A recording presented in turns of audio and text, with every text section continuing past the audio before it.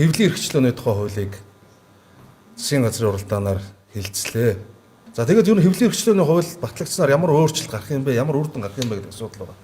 Урд нь ганцхан үндэсний олон нийтийн радио, телевизийн сэтгүүлч их сурвалжаа хамгаалах хэрэгтэй байсан бол одоо сэтгүүл зүйн үйл ажиллагаа явуулж байгаа сэтгүүлчид их сурвалжаа хамгаалах хэрэгтэй гэж энэ төсөлд орсон.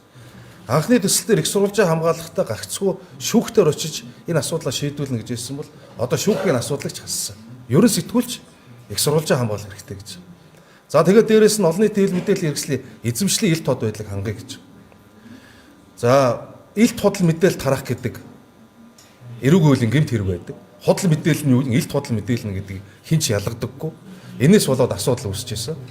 15 удаа гадаад явсан гэж худлаа ярьлаа. 13 удаа явсан байна гэдэг асуудал үүсчихсэн. Энэ бол сэтгүүл зүйн ташаарл, эндүүрэл.